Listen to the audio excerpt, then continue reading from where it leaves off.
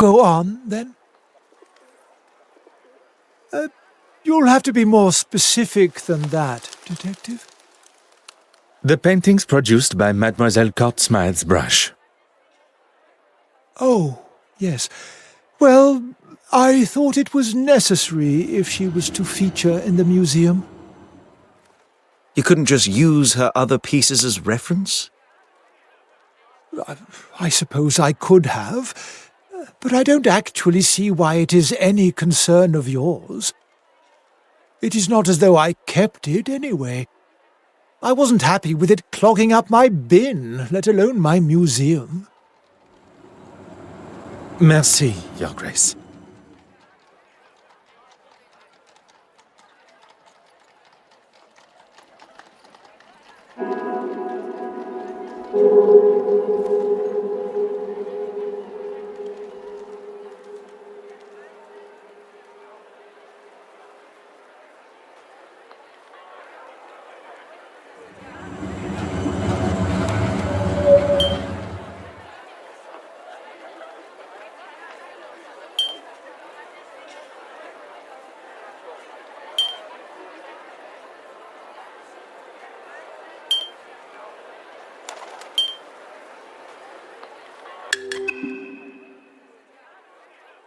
Go on, then. Merci.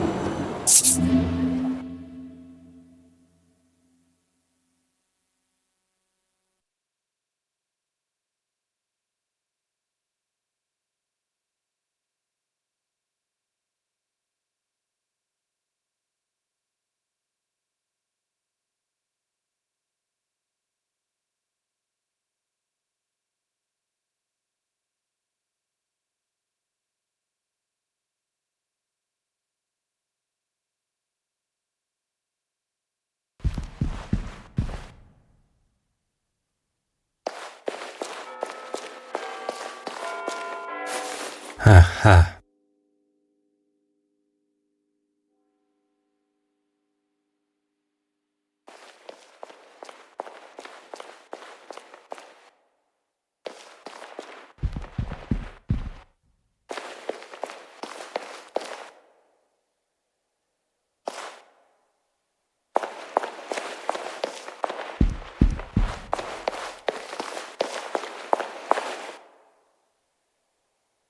Huh.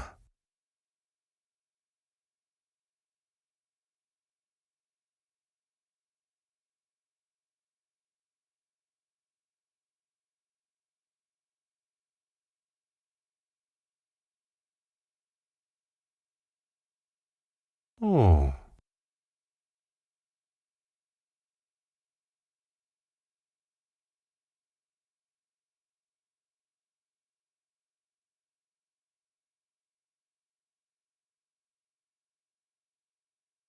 Huh.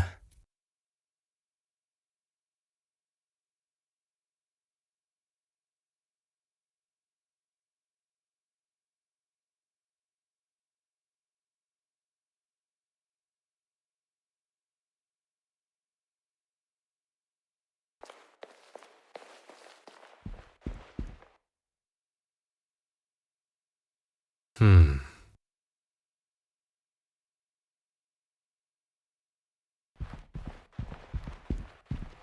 Hmm.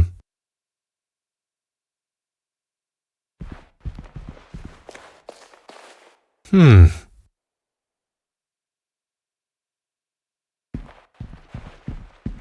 Ah.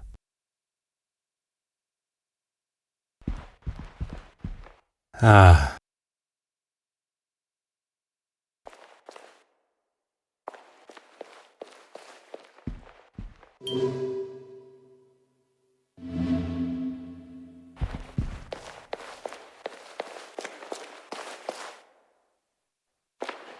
Hmm.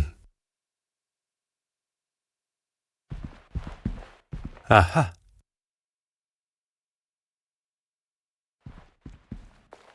Oh.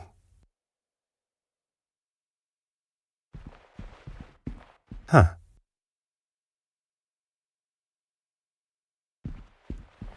Oh.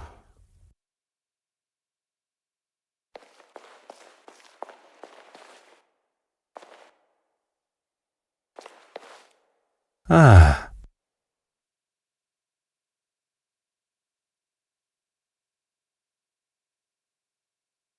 Huh.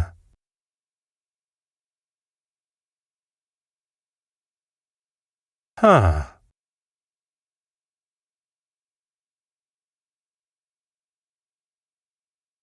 Oh.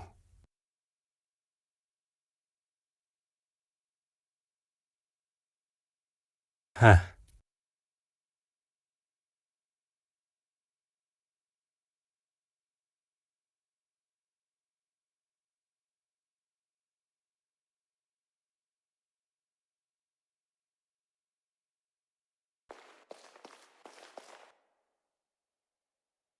Hmm. Hmm.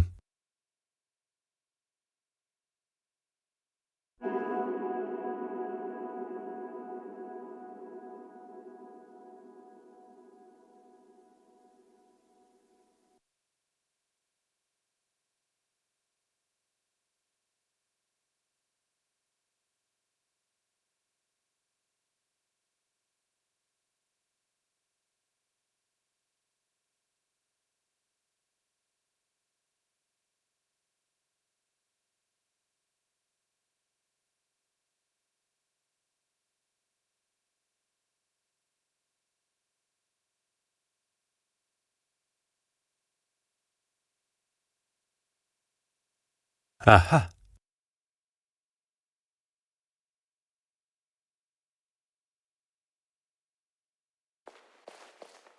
Hmm. Aha.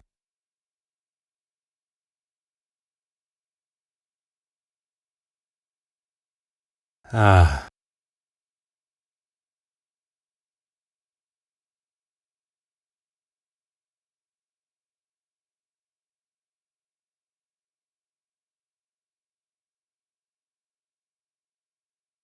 Hmm.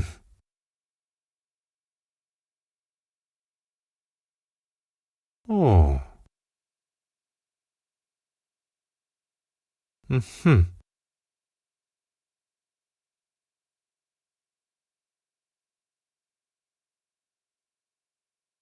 Ah.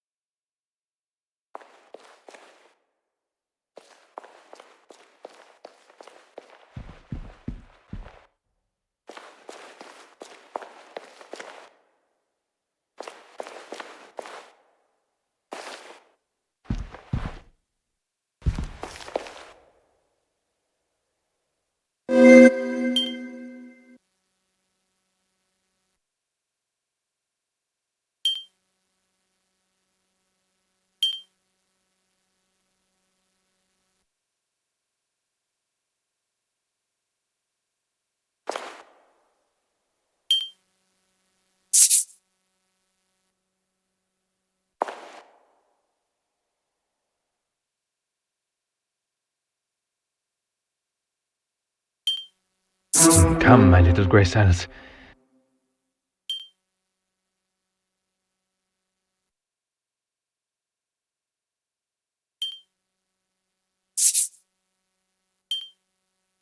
Is there something?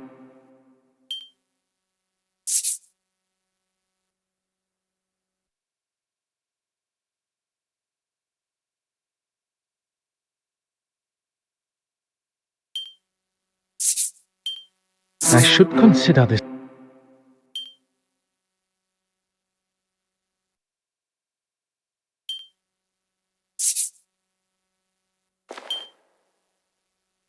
What a revelation!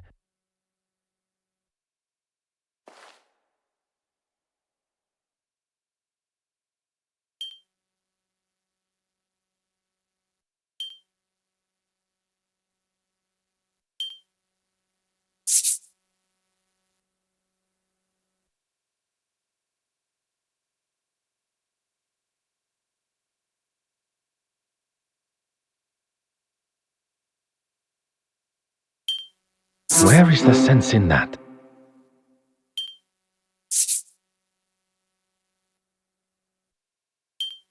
I cannot see the logic in this.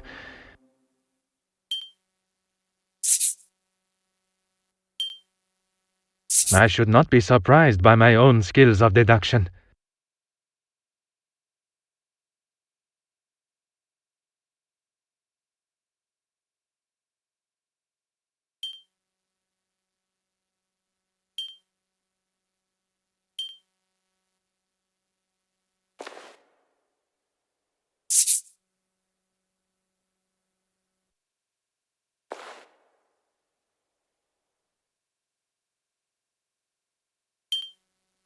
Another success.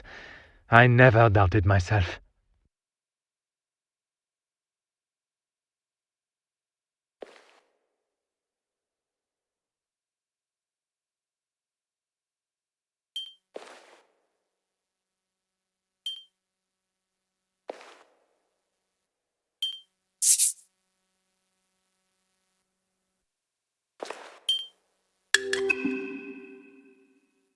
It appears that the good bishop has been replacing the church's original artworks with fakes painted by Mademoiselle Court Smythe.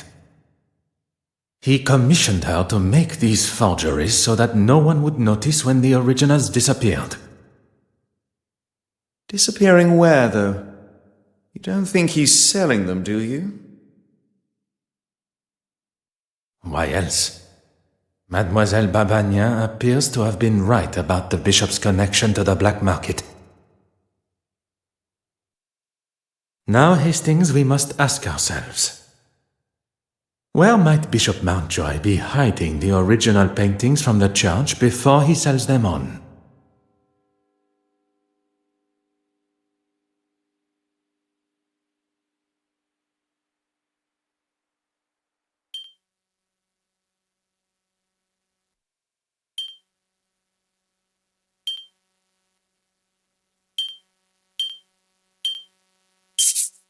We must gain access to the space behind the confessional.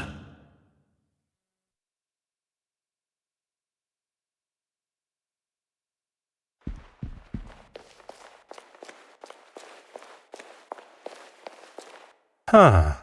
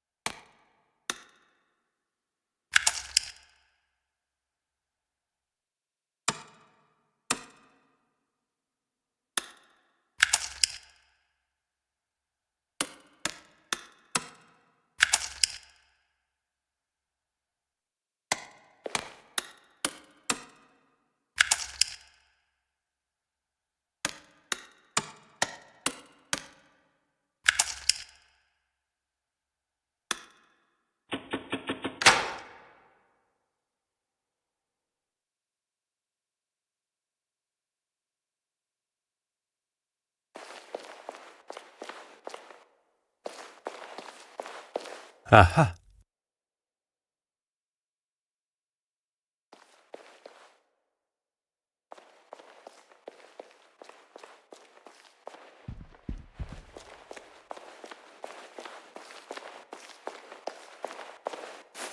Huh.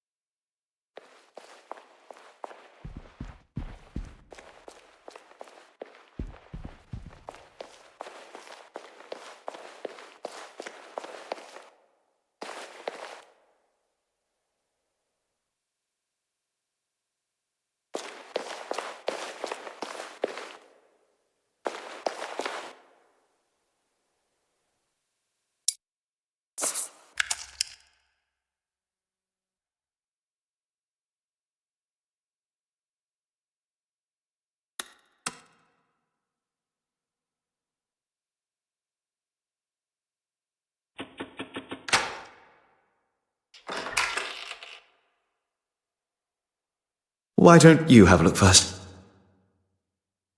Do not tell me you are afraid of the dark. Not the dark, just pitch-black, eerie passages in old churches.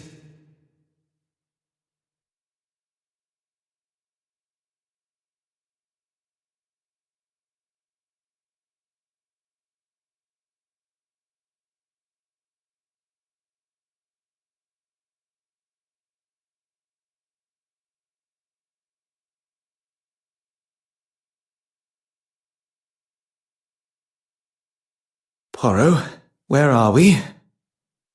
If I am not mistaken, this is part of the secret tunnels that were built hundreds of years ago to sneak those that did not agree with the powers of the country out.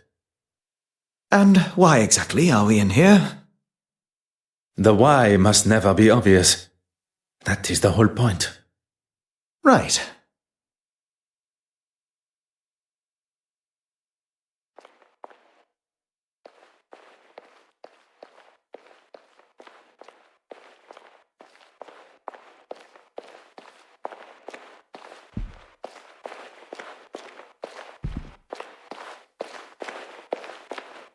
Oh. Hmm.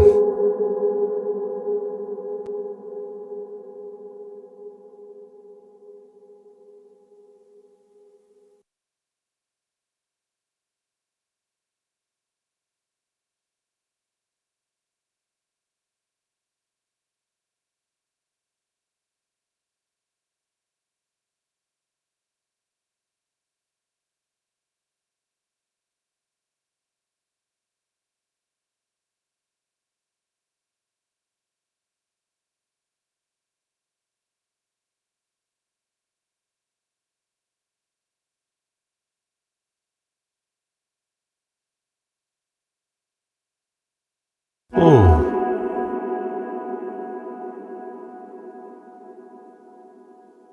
We have our third forgery. There is evidence of a much more modern painting on the back of the canvas. Thank goodness. Don't know how I would explain finding the original in such a state.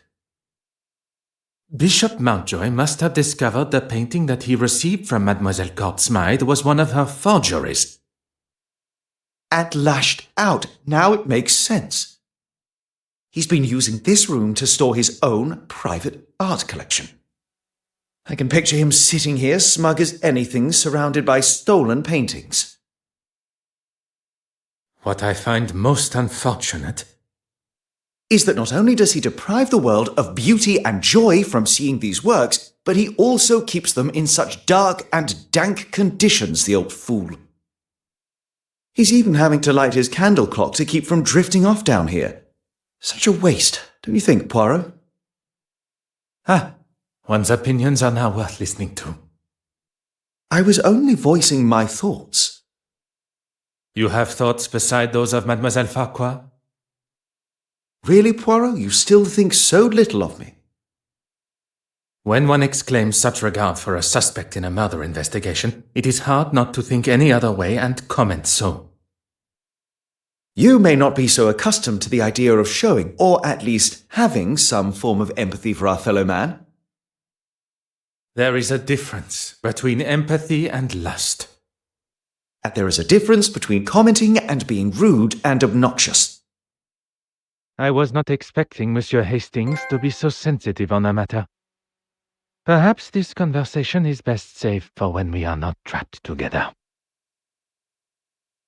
What was that? Oh, just the bishop's candle clock. I don't know about you, but I've had enough of this place. Let's get out of here. What are you doing, Poirot? S'il vous plaît, un moment. The bishop's candle clock has forced me to question everything of the murder scene that I previously thought I knew.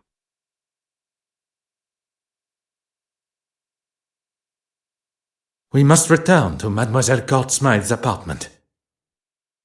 Perhaps that is a job best left for you, by yourself.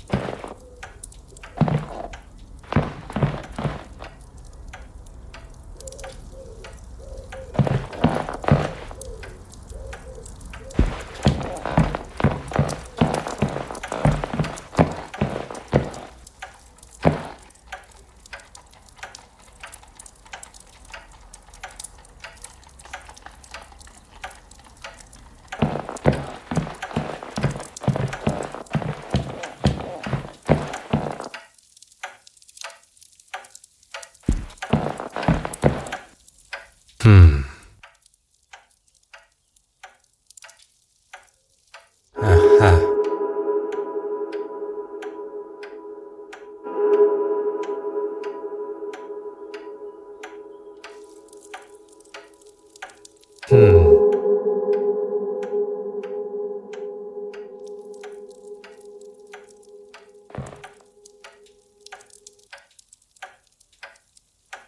Ah.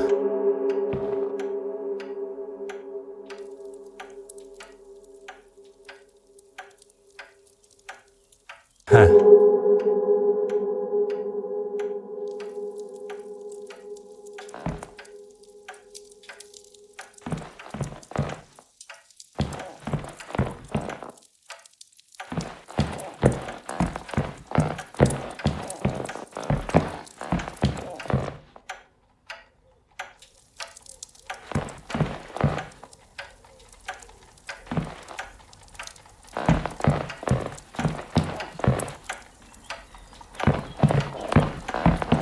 Ah.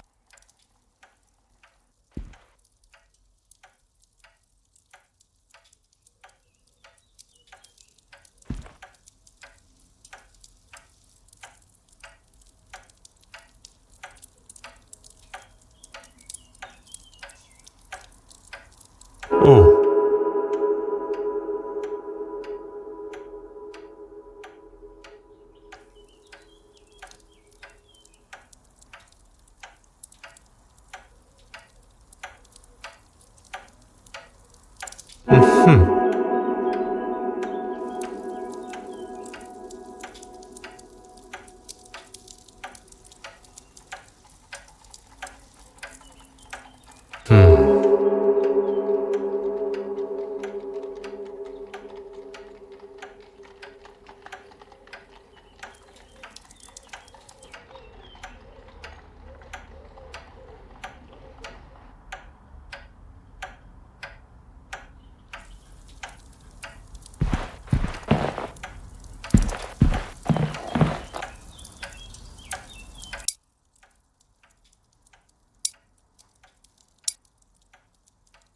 Huh.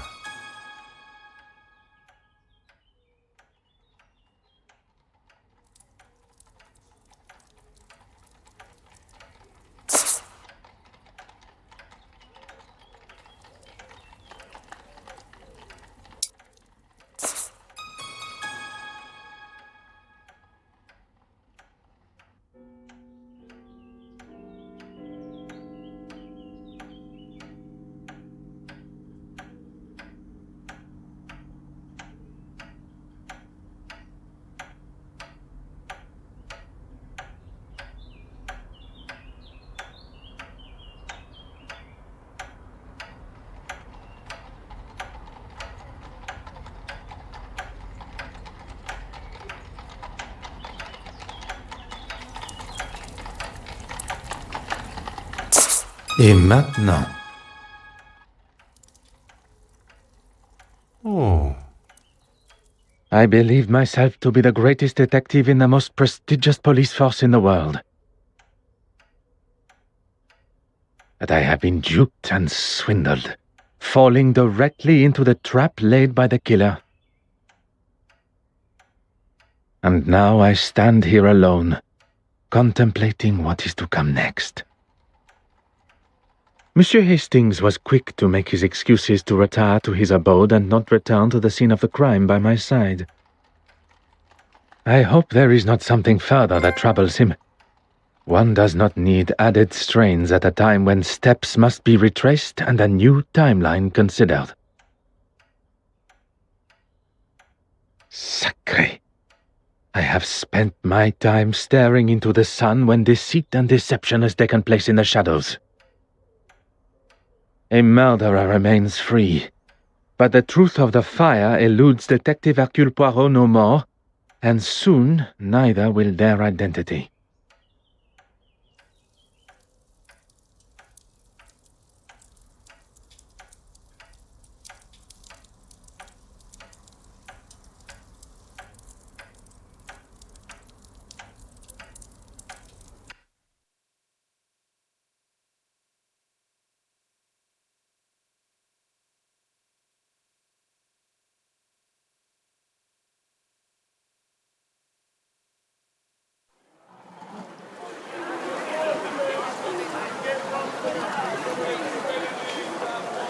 I cannot believe I allowed myself to fall for such a deceptive move. The killer knew I would ask for an alibi, and they knew how to cover their tracks perfectly. Now, though, I have the upper hand. The killer believes that I have extinguished all avenues of my questioning, unaware I know the truth of the fire. I wish Monsieur Hastings were here. I was perhaps too harsh with him. I know of his want for the same as I, the truth. But now I fear that I have lost him to my own tenacious demeanor. Now more than ever do I need my little grey cells working at full capacity. Monsieur Demire and Mademoiselle Babagna. I am glad to say that they both still have alibis, as the show had just reached its second act. I can be sure that neither was involved. Mademoiselle Farquhar. She claims that she was in the dark room developing pictures, and even with this new discovery, her alibi stands. Monsieur Dryden can confirm. Monsieur Christiansen, one of my key suspects, drinking alone except for a brief encounter with Monsieur Demire. But Madame Allen can substantiate his trip to see her at the theatre to apologize during the intermission.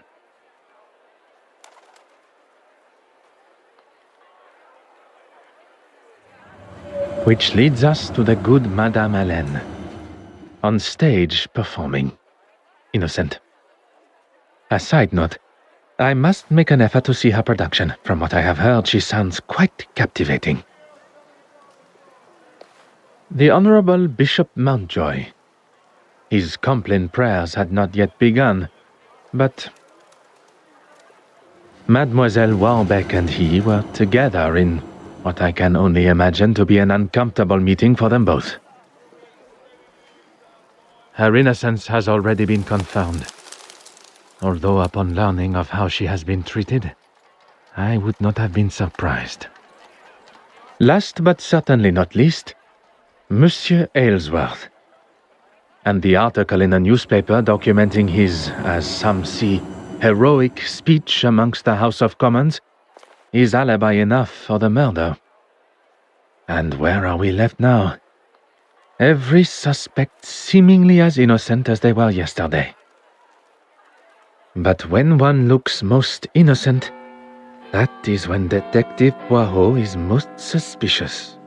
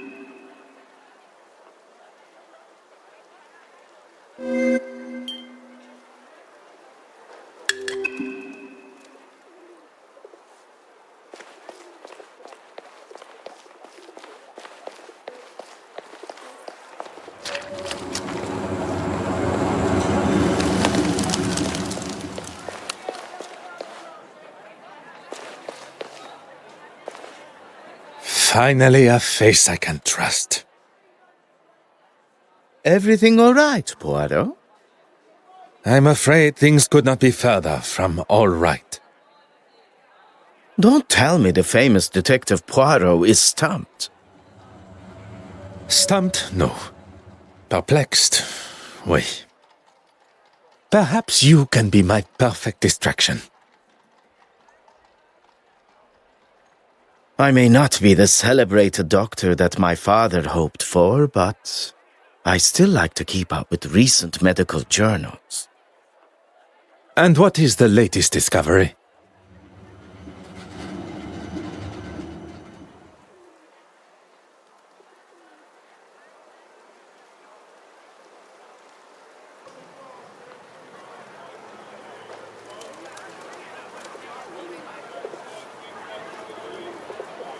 This particular article is about the effect of cocaine on the user's body. I thought I liked to have a good time, but that drug, too much for me. What makes you say that? I wouldn't want my heart beating at the speed of a locomotive. Here, read for yourself.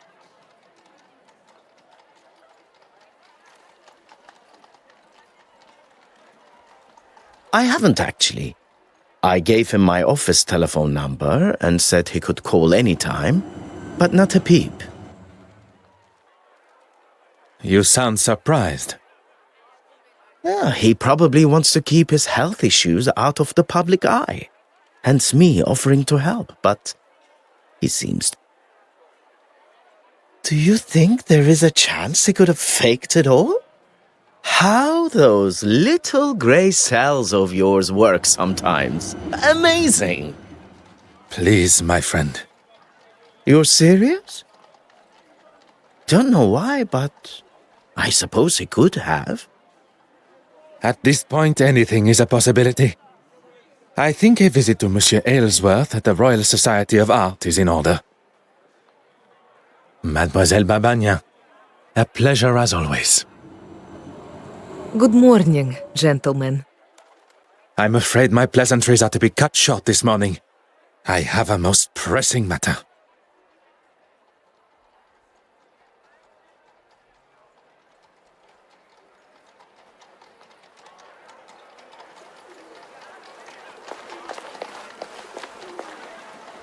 Good morning, mademoiselle. That's quite all right. The case has taken a... I will not stand here and listen to you wallow. How can I help? Merci, mademoiselle.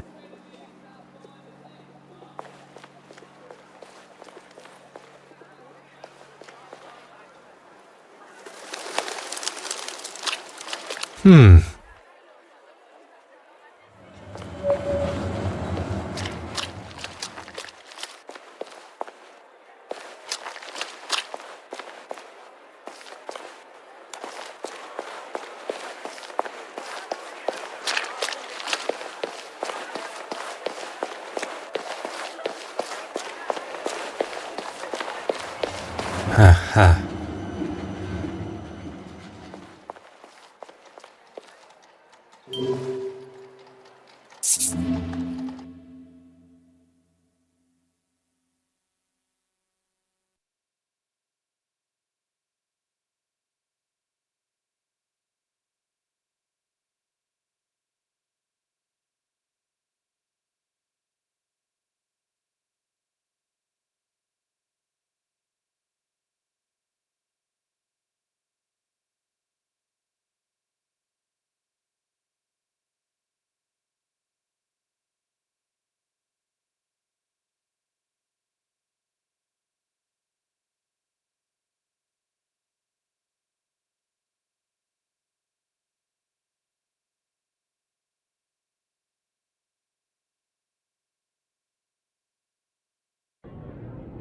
Just a moment.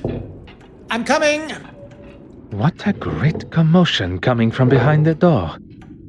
What on earth is Monsieur Aylesworth up to? Ah, detective. What can I do for you? Could you spare a moment of your time? If you are feeling up to it? Why wouldn't I? You are recovering from a potentially fatal heart attack. I would not want to aggravate or upset you in any way.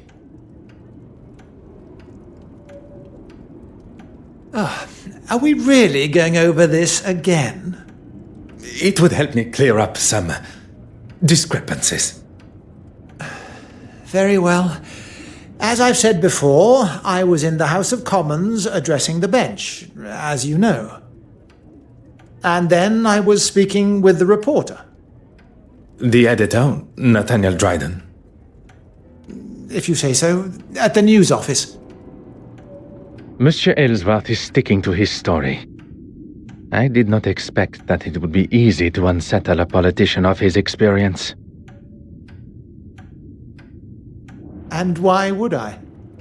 And why would I? Oh, to thank him for his help at the museum. Yes, of course. I've been meaning to send him a thank you gift.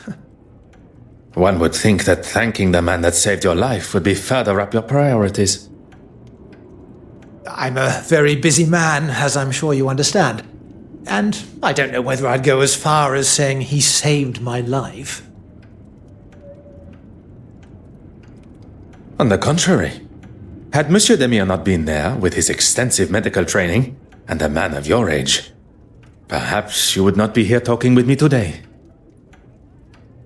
If Monsieur Aylesworth is not prepared to tell the truth, perhaps I can use his own pompous nature and guilt against him. The nurse said herself that I had the heart of a young athlete. It'll take more than that to slow me down. Well, I would not take that as a sign to start a sporting career.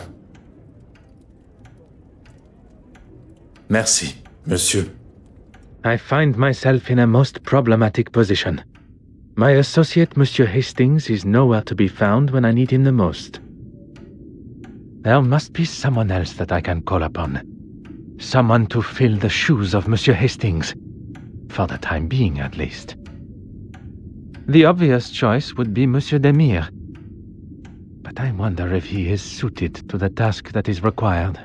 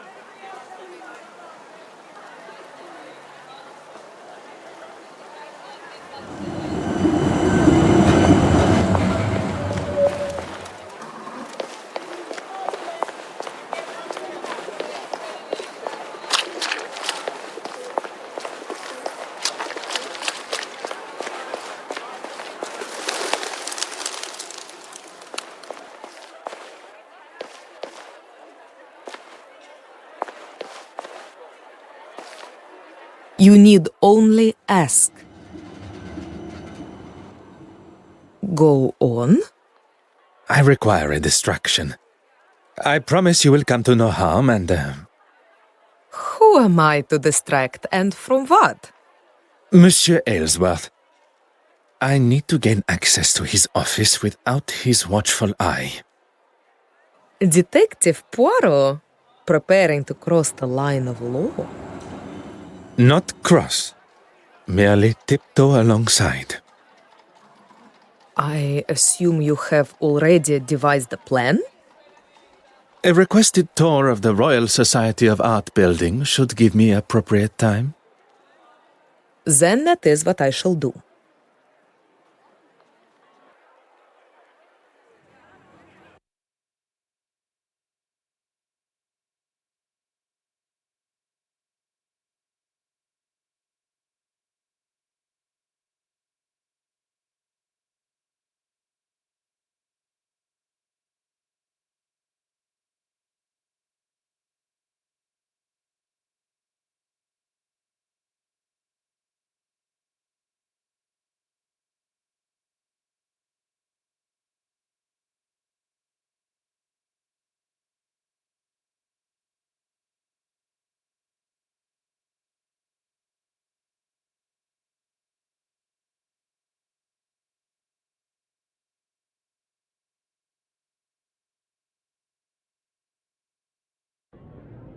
The door has been left ajar, exactly as required. I could hear Monsieur Aylesworth fumbling around behind his door on my last visit, and combined with his hesitation to open his door to me, I can presume he had something he did not want Detective Poirot to see.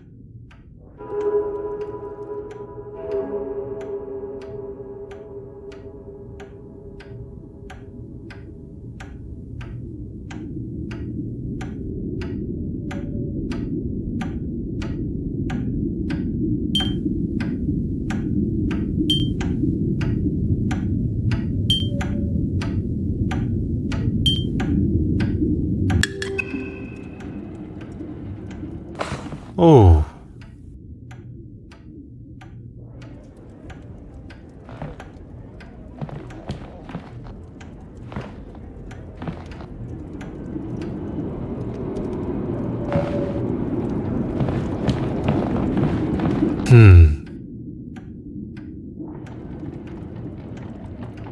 Ah.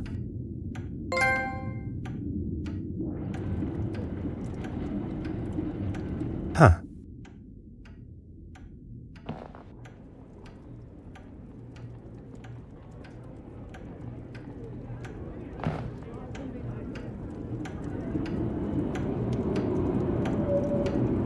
Aha.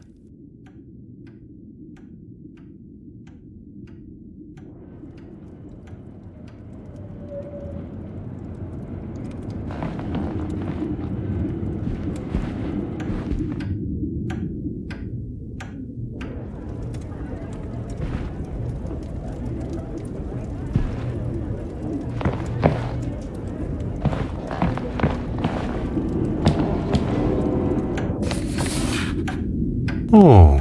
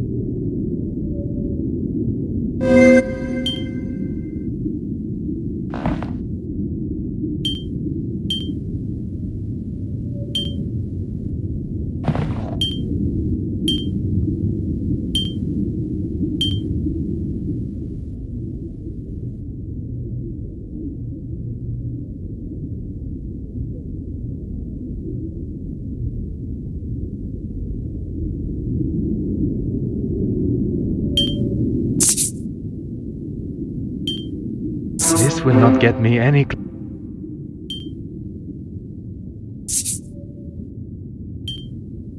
Come now.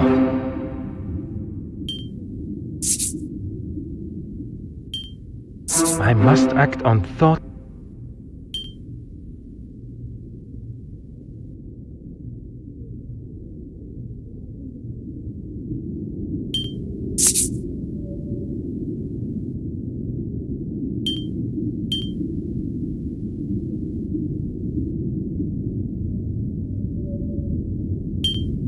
Order and method.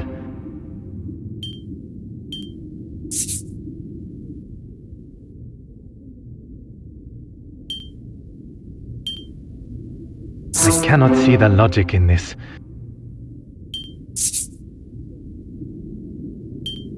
Come now.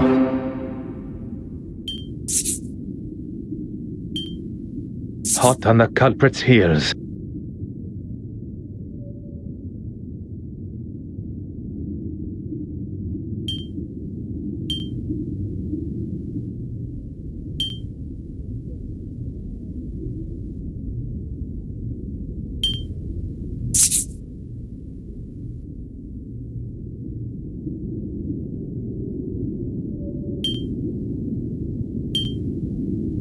Where is the sense in that?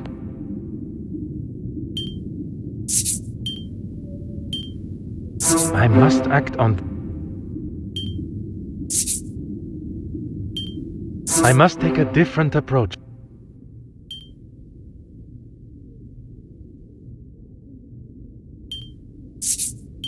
Something just...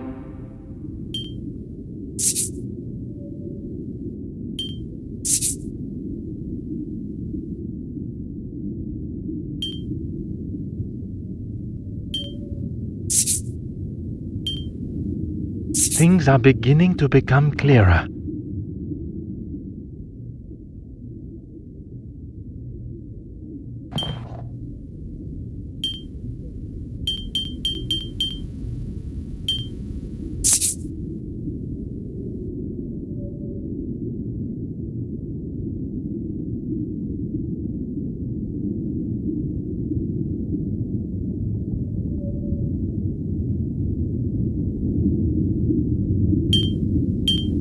The evidence suggests some...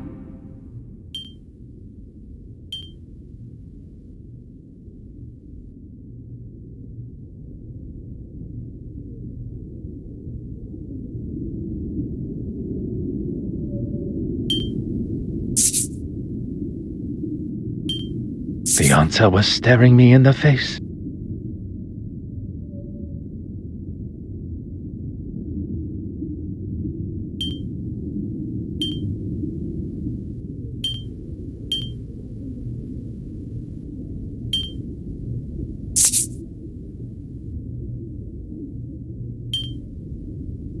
I should consider this.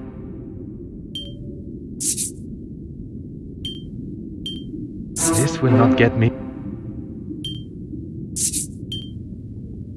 Is there something I...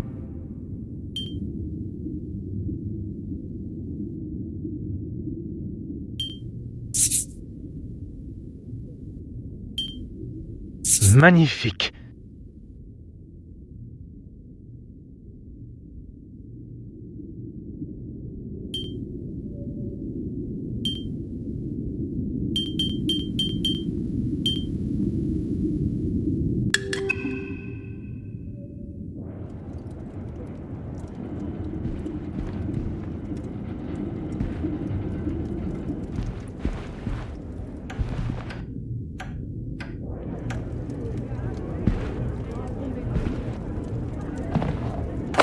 Oh.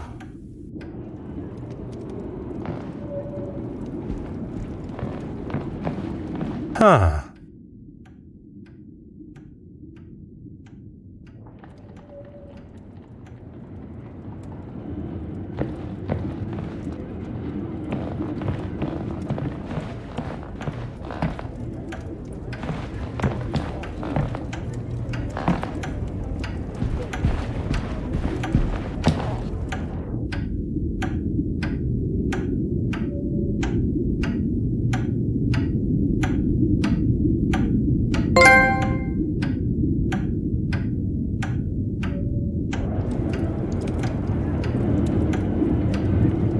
Put your hands up and step away from there.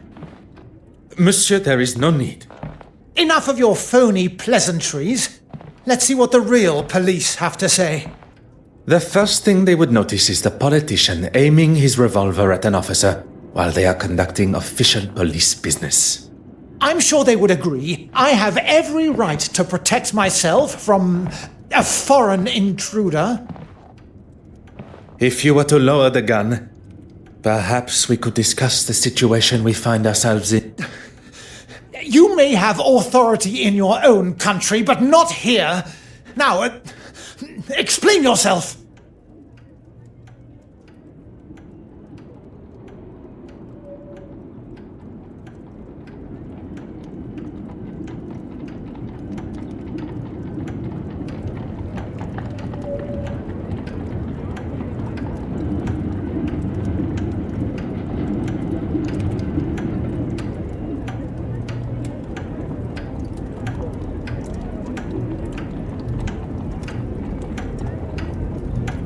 You don't know what you're talking about.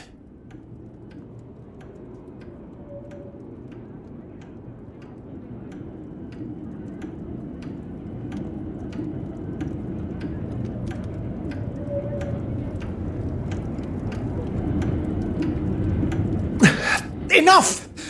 I need a second to think about all this. How has it all come to this? No, it's not my fault. It's... It is not too late. Your intentions were good. Scotland Yard will look sympathetically at... If you had just left that fool Hardwick to it, we wouldn't be here, and I wouldn't have to do this. I have done nothing but remain honorable to my oath to uphold the law. It is Monsieur's choices and actions that have brought us to this point. And he must accept responsibility for what is to come.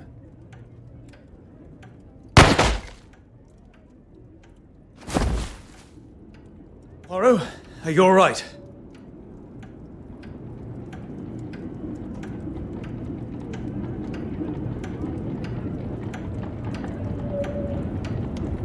All the better for seeing you, Hastings. I was worried I was going to miss him. Your timing and accuracy could not have been more perfect. What do we do now? We take our leave. And what about him? Will he be okay? He shall be fine. Although I am not envious of the sore head he will awake to. Come, there is much to tell. Behind the bookshelf. But I never.